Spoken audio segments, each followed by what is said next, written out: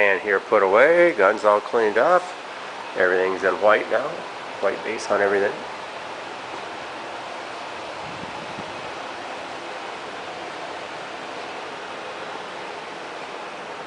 Hood, the whole top, A-post, C-post,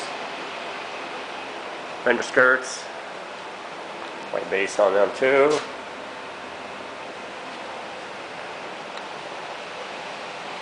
So it looks real nice for us here. Took those letters off. Clear out real nice.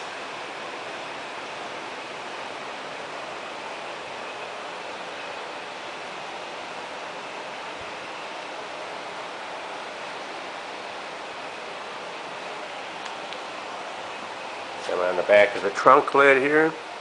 Hard to get it where you can really see anything on it, but this Ford letters off back here too. Right underneath this tape right here is a chrome strip, so you know, they painted from the chrome down on that. Alright, we're going to let this set. Like in plastic over top of the hood. The fender skirts, this strip on the back of the trunk lid, and the hood just get cleared. The roof is going to get an effect put in it, and I mentioned it before. It's the old Spindrift Metalflake. Iridescent. Let's say again, it's hard to tell anything about it. Kind of see what it does. It's a small, fine flake, but it should work real nice on that.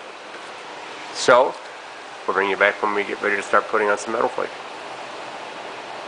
Alright, it's really beautiful out here today in Ohio. It's in the mid-50s here today. Early February, so we can't beat that. We're getting ready now to spray the Metalflake on the roof of this. I'll give you a little tip here when you're spraying heavy materials, candies, Metalflakes, and everything, in areas where you don't want all that high buildup. You'd have to get in and do a lot of tedious hand sanding and everything. Like this area right here, this is all covered up down in this channel. The glass goes back in here. You definitely don't want that rough Metalflake material down in here where the glass goes. The molding will cover up all this channel anyway, so tape that off. The tape line will be under the molding. Won't make any difference. Same up here on the front, down the A-post. All this gets covered. All areas I don't want Metalflake on. Covered the hood in plastic, turn my fender skirts over. So we're going to mix up some flake here and go.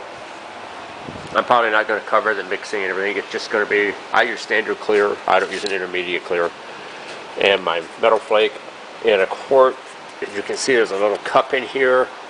I'll probably use 2 cups in my quart. 2 cups of Metalflake per quart. A little mixer cup in there. That's the ratio I usually do. And we'll probably put 2 passes on here. I'll put a coat of regular clear down first.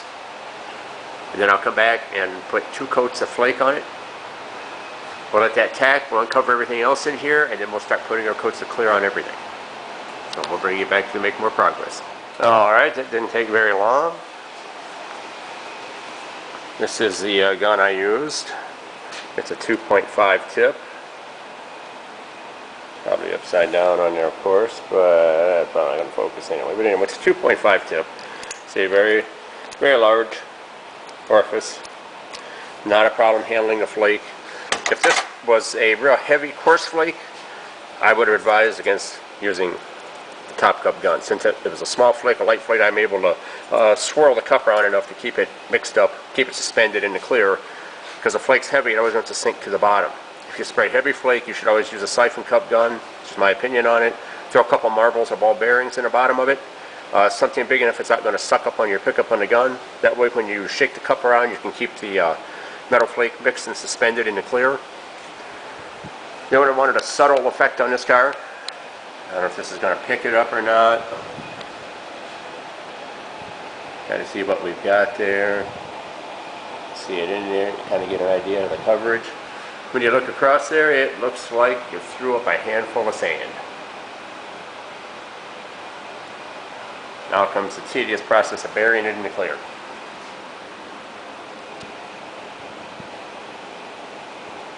Should be a nice effect out in the sun. Like I said, when you get back and look at the car, the top still looks white. Not one of those things that stands out with the iridescent flake, but it'll pick up some sunlight, change color in the sun, give it a nice effect.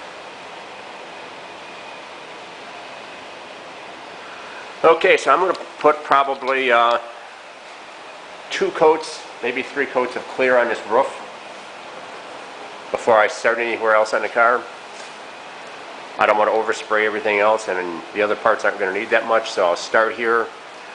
We'll put a couple coats on this. After I get that on, I'll peel this tape around the edges. May peel it before I start and just not hit those. Get that out of the way. I kept the flake off of that. You can see how much of it's on the tape and everything. So that's where we're at on it. I'm going to start putting some clear on now. We're already flashed off after I cleaned the gun. I'll use my clear gun for all the rest of this.